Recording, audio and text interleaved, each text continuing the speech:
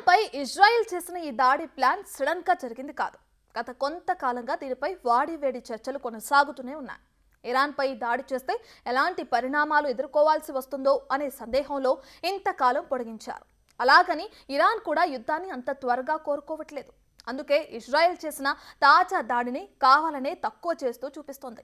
పెద్దగా నష్టం జరగలేదని సర్దుకుపోతుంది. అయితే యుద్ధానికున్న లక్షణమే చిలికి చిలికి గాలివానగా మారటం. అదే ఇప్పుడు ప్రపంచాన్ని భయపెడుతోంది.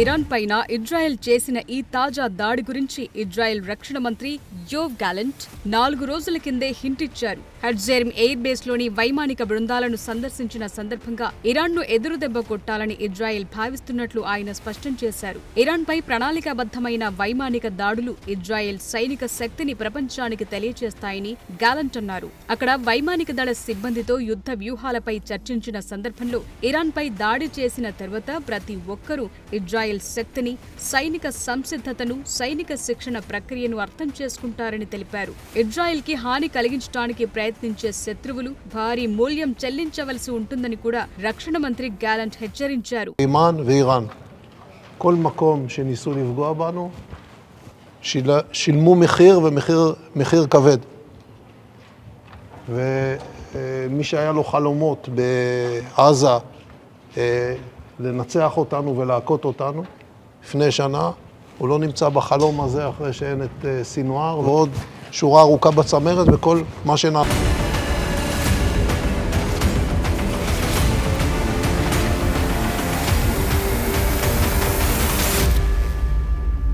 అయితే ఇరాన్పై దాడి ప్లాన్ అకస్మాత్తుగా జరిగింది కాదు. కొన్ని వారాలుగా, ఆ మాటకొస్తే కొన్ని నెలలుగా మల్లగుల్లాలు పడి నిర్ణయించుకున్న దాడి. ఇరాన్లో ఏయే లక్ష్యాలపై దాడి చేయాలనే ప్లాన్ ఇజ్రాయెల్ అగ్ర నాయకులు, అమెరికా అధ్యక్షుడు బైడెన్ మధ్య సుదీర్ఘ సంభాషణల తరువాత జరిగింది. ఇందులో భాగంగా ఇరాన్ చమురు పరిశ్రమలపైన, ఆ దేశ అణు స్థావరాలపైన దాడులు చేయొద్దనే డిమాండ్కు కట్టుబడి నిర్ణయాలు తీసుకున్నారు. ముఖ్యంగా అమెరికా అధ్యక్ష ఎన్నికలకు ముందు ఈ చివరి 2 వారాల్లో యుద్ధాన్ని తీవ్రతరం చేయొద్దని అమెరికా కోరింది. అందుకే ఇరాన్పై దాడికి సమయం తీసుకుంది ఇజ్రాయెల్. అలాగే కేవలం సైనిక స్థావరాలు మాత్రమే లక్ష్యంగా తాజా దాడులకు దిగింది. అయితే దేనికి ముందే అక్టోబర్ 12న ఇరాన్పై సైబర్ దాడులకు దిగింది ఇజ్రాయెల్. దీంతో ఇరాన్ ప్రభుత్వంలోని దాదాపు 3 కీలకమైన అంశాలకు అంతరాయం కలిగించింది.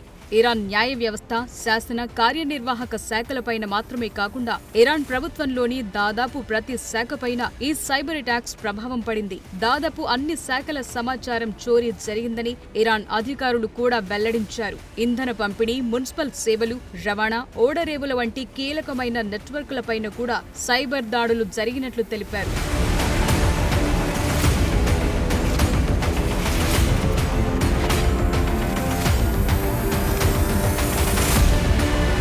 అయితే ఇరాన్ కీలక శాఖలపై భారీ స్థాయిలో జరిగిన సైబర్ దాడులను ఇరాన్ సీరియస్ గా తీసుకున్నప్పటికీ ఇజ్రాయెల్ పై తక్షణ దాడులకు ప్రయత్నించలేదు. సైబర్ దాడులపై విచారణ చేపట్టినట్లు తెలిపింది. ఈ పరిణామం తరువాత ఇరాన్ పై ఇజ్రాయెల్ చేసిన ఈ తాజా దాడిని ఇరాన్ చాలా తక్కువ చేసింది.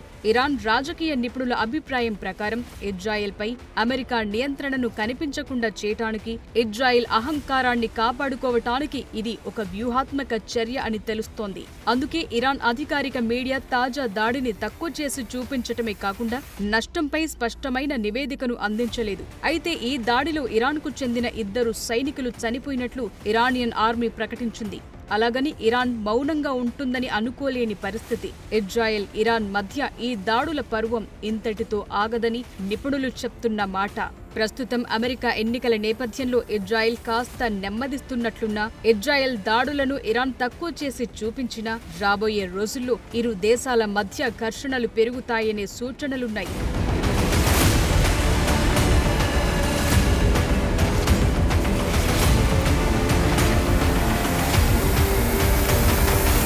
ఇజ్రాయెల్ దాడుల్ని ముందుగానే ఊహించిన ఇరాన్ అన్ని రకాలుగా సిద్ధంగా ఉంది. అక్టోబర్ 1న ఇరాన్ దాడులు చేసిన తరువాత ఇరాన్పై అమెరికా ఆంక్షలు విధించడంతో ఇరాన్ మరింత అప్రమత్తమైంది. ఈ క్రమంలోనే ఇరాన్ తన అరబ్ పొరుగు దేశాలకు, గల్ఫ్లోని యుఎస్ మిత్ర దేశాలకు కూడా గట్టి హెచ్చరికలు జారీ చేసింది. ఇరాన్పై దాడులు చేయటంలో ఇజ్రాయెల్కు సహాయం చేయటానికి గల్ఫ్ దేశాల్లో భూభాగాలు గాని, గగనతలాన్ని గాని ఉపయోగిస్తే తీవ్రమైన పరిణామాలు ఎదుర్కోవాల్సి వస్తుందని బెదిరించింది.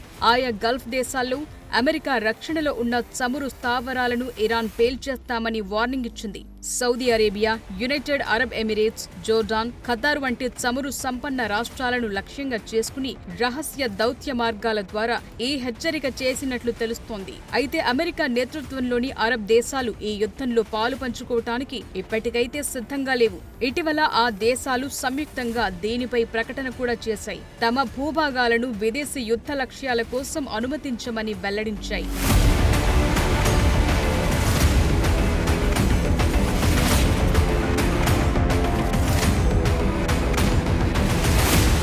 అయితే అంతర్జాతీయ నివేదికల ప్రకారం ఒకవేళ గల్ఫ్ దేశాలు ఇజ్రాయెల్ కోసం తమ భూభాగాన్ని కానీ, గగనతలాన్ని కానీ అనుమతిస్తే వారు కూడా యుద్ధంలోకి దిగాల్సి వస్తుందని ఇప్పటికే అమెరికాకు చెప్పినట్లు తెలుస్తోంది. అయితే ఈ శక్తి సంపన్న గల్ఫ్ దేశాలు యుద్ధంలోకి దిగితే తమ చమురు కేంద్రాలు ప్రధాన లక్ష్యాలుగా మారవచ్చనటంలో సందేహం లేదు. అయితే ప్రపంచంలో అత్యధికంగా ఉన్న అమెరికన్ దళాలలో ఒక భాగం గల్ఫ్ దేశాల్లోనే ఉంది. కాబట్టి వీటిపైన ఏదైనా సైనిక చర్య జరిగితే అది అమెరికా దళాలకు భారీ ప్రమాదం జరుగుతుంది. ఇదే జరిగితే అమెరికా కూడా ప్రత్యక్షంగా యుద్ధ రంగంలోకి దిగే అవకాశం ఉంటుంది. ఇది ఇరాన్కు సహాయంగా ఇతర ఇస్లామిక్ దేశాలను పురిగొల్పుతుంది. తరువాత జరిగేది మధ్య ప్రాచ్యం మసికావటమే. ఈ పరిణామాలు ప్రపంచ యుద్ధానికి కూడా దారితీసే అవకాశం ఉంటుంది. ఇప్పుడు ఇరాన్, ఇజ్రాయెల్ ఘర్షణ ప్రపంచ దేశాలను ఆందోళనకు గురిచేస్తోంది.